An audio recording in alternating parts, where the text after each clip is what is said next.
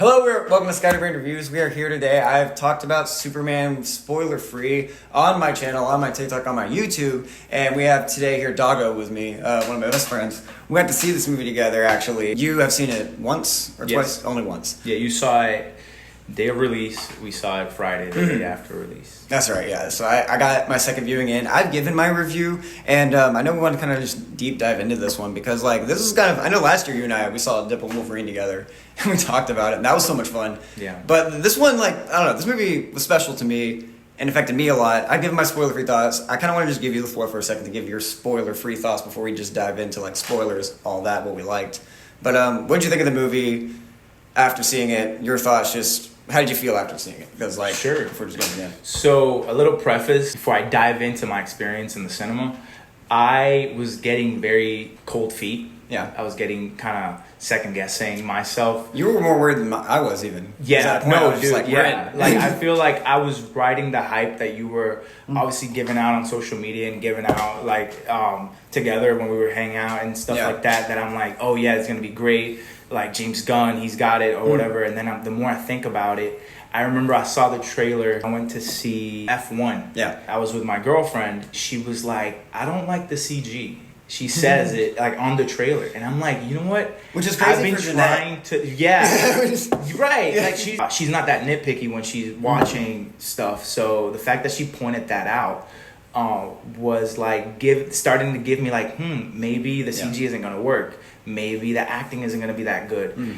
And the day of the movie, you know, we got our Superman gear. I got the hat. He's got the hoodie, and then we're celebrating our friend's birthday, Anthony. So we make this whole ceremony for this movie, and man, I walked into that movie, and I kid you not, by the end of the intro, I was like, James Gunn, DC, it's in good hands. Yeah, I'm totally. So you're in from like. I'm in. Because I'm one of those like Marvel DC fans where I was like so exhausted for movies, for superhero movies. I was like tapped out. I'm like, we're getting too much of the same stuff. Yeah. The stuff is not that good.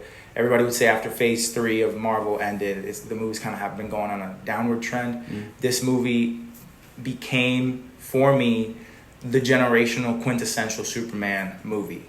Wow. Walking out of that movie theater. Nice. So it was super 180 from like the last week before the movie came out, because I was completely like gonna think that it wasn't gonna strike for me. I mean, I knew it was gonna be a success. Yeah. Like obviously monetarily it was gonna make the money, but as a fan, I wasn't expecting it to enjoy it as much as I did. And I remember I told you that I was wanting to have the one scene from the All-Star comic where he saves the little girl from like jumping off the building. And there was something similar to that in the movie. I've seen the trailer, you guys saw it, when he saves the girl from the debris, which I'm like, okay, that's gonna be my satisfaction, because I was like, it's make it or break it. If they don't have that scene, it's not gonna be Superman.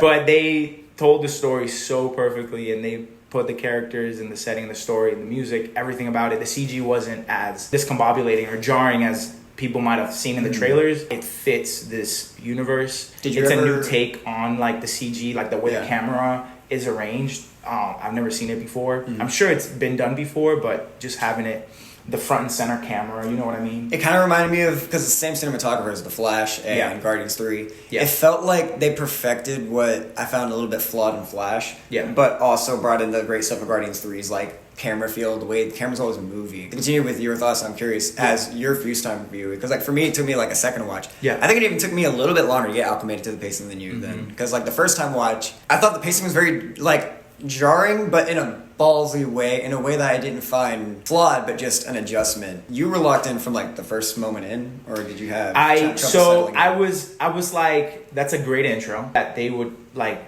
have the character of Superman revolve around this world, felt lived in, felt like a metropolis that we are familiar with, but also like in a refreshing new way. It's similar to how people feel about, and I might get in trouble for saying this, how Gotham for the Tim Burton universe is like the quintessential Gotham.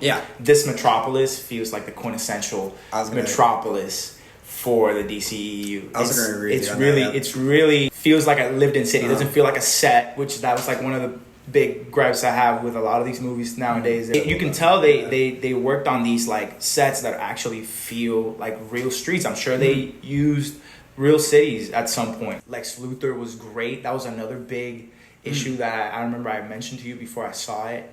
I felt like he was going to be too much of like a whiny brat, which he was actually ended up being kind of a whiny brat, but in such a lovable way, like such a lovable, detestable way. In such a Lex way. In such a Lex way that only like a actual rich billionaire could like be. It's so like shout out to Nicholas Hoult. Like I wanted Lex to be more like All-Star Superman, which is everybody's referencing All-Star Superman or Justice League Unlimited or Justice League or even Superman Adventures, where he is kind of this suave, smooth. He's bald Bruce Wayne, you know, essentially. And I'm thinking that this was the movie version of him that we should have had, not like the Jesse Eisenberg, like weird, like genius or whatever nerd kind of looking dude. Do you like Jesse Eisenberg as Lex? Or what did you think of him, out of curiosity? Jesse Eisenberg is a great actor. Yeah. He did the best he could with what he was given. He was not Lex Luthor. Not like he was honestly, in all honesty, he was closer to the Riddler, in my opinion, than he was at Lex Luthor. Yeah. Like that wig, like what the hell? Yeah. What's up the point of the wig? And I really enjoy it. I'll say, like I do enjoy. I like Lex. I like Jesse Eisenberg as Lex. Okay. Weirdly enough, I think he only works in that movie, like specifically BVS. Something, and it's such a weird as fucking nitpick that I have. Yeah. I don't know why. It's when I see him with his own hair, it feels right. It feels like its own thing. Yeah. It's when he shaves his head that it feels like an imitation. Right. And it feels like a poor imitation. Okay. As to where, like, at least, I know it's such a weird visual nitpick, but, like, it was the first time we got an emotional Lex. I'll say my problem with Lexes so far, and that I think Nicholas Hoult brought the perfect balance of, was that I think Jesse Eisenberg had all the brat and the wine that you want from Lex, but lacked that suave billionaire buying him in a room, working with other people. That Gene Hackman was able to pull off, but he lacked the emotional presence. I think this one got both of them. Like, it made him contemporary. I feel like billionaire business mogul or multimillionaire business mogul back in the day before billionaire was a thing, right? Was like the archetype of what Lex Luthor was, right? And then I think this is the more modern take of what we think as like a collective, like what billionaires really behave like when they're young or whatever. And they have just a chip on their shoulder. Essentially, that's the entire motivation of the movie, or at least to go against Superman, is because he has a chip on his shoulder. And then Lois Lane. Great casting choice. I love that these actors, I've seen some of them, obviously. I've seen a lot of them, but I give the movie a 9 out of 10.